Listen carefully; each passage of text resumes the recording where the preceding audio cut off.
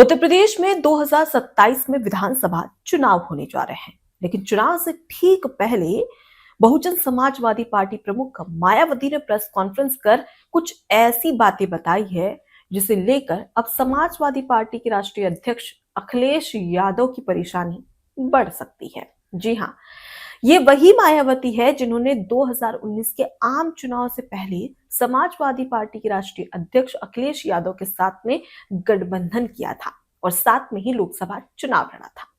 लेकिन इसी बीच में आखिर ऐसा क्या याद आ गया मायावती को कि उन्होंने सीधे प्रेस कॉन्फ्रेंस कर ली और अखिलेश यादव को जमकर खरी खोटी सुनाई। आज इसी पर बात करेंगे और साथ ही आपको ये बताएंगे कि आखिर मायावती ने प्रेस कॉन्फ्रेंस कर 2 जून 1995 की वो काली रात को क्यों याद किया। आखिर क्या हुआ था 2 जून 1995 को मायावती के साथ। आज इसी पर बात करेंगे विस्तार से। नमस्कार, मैं हूं आपके साथ अनुपमा खोपरे और आप देख रहे हैं एबीसी न्यूज। सबसे पहले बताते हैं 2 जून 1995 को क्या हुआ, उसके बाद बात करेंगे मायावती की प्रेस कॉन्फ्रेंस की। 2 जून 1995 ये वो काली रात थी जो कि उत्तर प्रदेश की राजनीति में एक काली स्याही के तौर पर देखी जाती है, काली रात के तौर पर देखी जाती है। दरअसल 1995 में मायावती, जो कि बहुजन समाज पार्टी की प्रमुख हैं, और उनके साथ ही उस समय 1995 के समय समाजवादी पार्टी के जो नेता थे मुलायम सिंह यादव, उनकी सरकार थी। मुलायम सिंह यादव मुख्यमंत्री थे। अब इसी बीच में दोनों की गठबंधन की सरकार थी, बीएसपी और सपा की। अब ऐसे में मायावती को यह एहसास हुआ कि वो बिना समाजवादी पार्टी के सहयोग के भी अपनी खुद की सरकार बना सकती हैं। अब मायावती की सीधी सी प्लानिंग थी कि कहीं ना कहीं अब वो जब खुद की सरकार बना सकती है, खुद मुख्यमंत्री बन सकती है, तो वो किसी और पार्टी को समर्थन देके दूसरा मुख्यमंत्री क्यों बनाए। अब इसी बीच में मायावती लखनऊ के गेस्ट हाउस में एक बड़ी बैठक रखती है, जिसमें वो तमाम जो बीएसपी के विधायक थे उन सबको इकट्ठा करती है। हालांकि इसकी चर्चा जोरों शोरों से हो रही थी, लेकिन किसी को भी इसका मकसद नहीं पता था कि आखिर लखनऊ के गेस्ट हाउस में मायावती ने जो मीटिंग बुलाई है, इसके पीछे क्या राज है, आखिर ये मीटिंग क्यों बुलाई गई है। अब इसी बीच में चर्चाएं तेज होने लगी। अब उसी रात लखनऊ में 2 जून 1995 को गेस्ट हाउस में मायावती मौजूद थी। मायावती की अध्यक्षता में तमाम जो बीएसपी के विधायक थे वो सब भी मौजूद थे। मायावती उनसे राय जानना चाहती थी कि क्या हम बिना सपा को समर्थन दिए अपनी खुद की सरकार बना सकते हैं, और इसे तमाम जो विधायक है बीएसपी के वो कैसे देखते हैं। अब इसी पर चर्चा शुरू हुई। अब इसी बीच में समाजवादी पार्टी को इस बात की भनक लग गई, यानी कि मुलायम सिंह यादव को इस बात की भनक लग गई। और इसी बीच में समाजवादी पार्टी की जो कार्यकर्ता थे, नेतागण थे, वो तमाम लोग पहुंच जाते हैं लखनऊ गेस्ट हाउस में 2 जून की रात को, और जमकर हंगामा किया जाता है। मायावती समेत तमाम जो विधायक है और वो जो लखनऊ गेस्ट हाउस था उसे चारों ओर से घेर लिया जाता है और जमकर उत्पात मचाया जाता है। विधायकों के साथ मारपीट की जाती है। खुद मायावती के साथ में भी ये तमाम जो कार्यकर्ता थे, नेता थे, वो मारपीट करते हैं। अब इसी बीच में मायावती खुद को बचाने के लिए कमरे में कैद हो जाती है, मतलब दरवाजा लगा लेती है। लेकिन इसी बीच में तमाम जो गुंडे थे जो उस समय वहां पर आते हैं, वो सभी उस गेट को तोड़ने की कोशिश भी करते हैं। लेकिन इसी बीच में पुलिस की टीम वहां पर पहुंचती है और मायावती और तमाम जो बीएसपी विधायक थे उन्हें सुरक्षित बचाया जाता है। अब इसी बीच में इसमें पूरे घटनाक्रम में सबसे महत्वपूर्ण भूमिका रहती है, मायावती को बचाने के लिए कहा जाता है, बीजेपी की, जहां पर बीजेपी के वरिष्ठ नेता लालजी टंडन की सबसे महत्वपूर्ण भूमिका रहती है, जिसके चलते पुलिस वहां पर पहुंचती है और तमाम जो बीएसपी विधायक है और मायावती है उनकी जान बच पाती है। और इसके बाद में तगड़ा झटका लगता है मुलायम सिंह यादव को। ठीक 3 जून, यानी कि अगले ही दिन 3 जून 1995 को मायावती अपना समर्थन वापस ले लेती है सपा से, और उसके बाद बीजेपी के साथ में मिलकर अपनी सरकार बनाती है और उत्तर प्रदेश में मुख्यमंत्री बनती है। अब इसी बीच में मायावती अक्सर इसे याद करती है। जब तक मुलायम सिंह यादव सपा में रहे, मतलब सपा के साथ में रहे, जब तक वो जीवित रहे, तब तक मायावती बहुजन समाज पार्टी में एक सपा के साथ में टक्कर देखने को मिलती थी, एक धुर विरोधी थे एक दूसरे की। लेकिन जैसे जैसे वक्त बदला, उसके बाद में अखिलेश युग आया, यानी कि समाजवादी पार्टी में अखिलेश यादव की एंट्री हो गई। अब इसी बीच में धीरे धीरे संबंध ठीक हुए और हुआ ये कि मायावती ने तमाम जो गिले शिकवे है वो सब कुछ मिटा के बीजेपी के खिलाफ, यानी कि जिस पार्टी के नेताओं ने, जिस पार्टी ने उनकी जान बचाई थी, उन्हीं के खिलाफ 2019 में वो सपा के साथ में हाथ मिला लेती है, यानी कि अखिलेश यादव के साथ में हाथ मिला लेती है और आम चुनाव साथ में लड़ने का ऐलान करती है। लेकिन अब जब अखिलेश यादव और मायावती के बीच में सब कुछ ठीक हो चुका है, तो आखिर क्यों याद आई अखिलेश यादव की और क्यों उस काली रात को उन्होंने याद किया प्रेस कॉन्फ्रेंस के जरिए? अब आपको ये बताते हैं।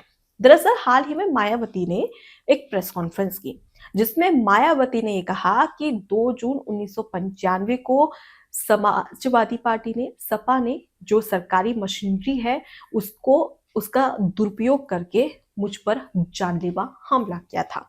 उसके बाद ये कहती है कि उत्तर प्रदेश में समाजवादी पार्टी, कांग्रेस, भारतीय जनता पार्टी और बहुजन समाज पार्टी, तमाम पार्टियों की सरकार रही है। आम जनता ने सबका शासन देखा, लेकिन इसमें सबसे खराब शासन किसी का रहा तो वो समाजवादी पार्टी का रहा, क्योंकि समाजवादी पार्टी के शासन में गुंडे बदमाशों का राज था, जो भ्रष्ट लोग थे उनका राज था, और उसके साथ ही उन्होंने जमकर अखिलेश यादव पर निशाना भी साधा। मायावती यही नहीं रुकी, मायावती ने एक और बड़ी बात की। मायावती ने कहा कि समाजवादी पार्टी सिर्फ अपनी जाति के लोगों को फायदा देते हैं, मतलब कि यादव समाज को फायदा देते हैं, बाकी अन्य मुसलमानों का शोषण हुआ, और सबसे ज्यादा शोषण किसी का हुआ तो वो दलितों का शोषण हुआ समाजवादी पार्टी के शासनकाल में। बहुजन समाजवादी पार्टी के संस्थापक श्री काशीराम साहब जी का जब देहांत हुआ, तब भी समाजवादी पार्टी के शासन में उस समय एक दिन का राजकीय शोक नहीं रखा समाजवादी पार्टी ने। अब इसी के चलते मायावती लगातार बता रही है कि पीडीए का असली चेहरा क्या है। पीडीए मतलब पिछड़ा, दलित, आदिवासी और अल्पसंख्यक, जिसके तहत अखिलेश यादव ने 2024 का लोकसभा चुनाव लड़ा और उत्तर प्रदेश में 80 लोकसभा सीटों में से 37 लोकसभा सीटें हासिल की, और ये कहकर कि पीडीए की सरकार बनाएगी। और इसी पीडीए पर 2027 के विधानसभा चुनाव में भी अखिलेश यादव चलते नजर आ रहे हैं। अब इस पर निशाना साधा और उन्होंने कहा कि पिछड़ा हो या दलित हो या मुसलमान हो, सभी का शोषण समाजवादी पार्टी में सबसे ज्यादा हुआ, मतलब समाजवादी पार्टी के शासन काल में। वहीं समाजवादी पार्टी सबसे ज्यादा अगर किसे फायदा देती है तो वो खुद की जाति के लिए है, चाहे वो पिछड़ा वर्ग हो, दलित हो या फिर आदिवासी हो, इससे किसी समाजवादी पार्टी को कोई लेना देना नहीं है। अब सवाल यह है कि ठीक 2027 के विधानसभा चुनाव से पहले समाजवादी पार्टी और अखिलेश यादव पर मायावती क्यों बरसी है? दरअसल इसके पीछे का सीधा सा कारण है। मायावती साफ तौर पर देख रही है कि अखिलेश यादव पीडीए की राजनीति करते हैं, यानी कि पिछड़ा, दलित, आदिवासी और अल्पसंख्यक। इसमें अगर हम दलित और आदिवासी की बात करें तो ये जो मेन वोटर्स होते हैं, ये है जो बहुजन समाजवादी पार्टी, खास तौर पर दलित वोटर्स, और इसका जमकर फायदा भी मायावती को होता है। उत्तर प्रदेश में सभी जानते हैं कि जब भी चुनाव होते हैं, चाहे वो आम चुनाव हो, विधानसभा चुनाव हो या नगर निगम के कोई चुनाव हो, इस बीच में दलितों का सबसे ज्यादा वोट अगर किसी को जाता है तो वो बहुजन समाजवादी पार्टी को है। अब ऐसे में अगर अखिलेश यादव ने लोकसभा चुनाव के तहत जो 2024 में पीडीए के तहत चुनाव लड़ा और सबसे ज्यादा बीजेपी को 33 सीटों पर सिमटा दिया और खुद 37 सीटें जीत ली 2024 के लोकसभा चुनाव में। अब ऐसे में साफ नजर आ रहा है कि पीडीए के तहत उन्होंने अपनी राजनीति का जो सिक्का है वो चल गया। अब इसी बीच में अगर पीडीए में से अगर हम डी की बात करें, यानी कि दलित, अगर ये वोट बैंक भी अखिलेश यादव के पास पहुंच गया तो फिर बहुजन समाजवादी पार्टी को इस दौरान कहीं ना कहीं एक बड़ा झटका लग सकता है। और इसी के चलते मायावती ने 2 जून 1995 की वो काली रात को याद किया और साथ ही बताया कि आखिर क्या क्या हुआ अखिलेश यादव की सरकार में, समाजवादी पार्टी के शासन काल में।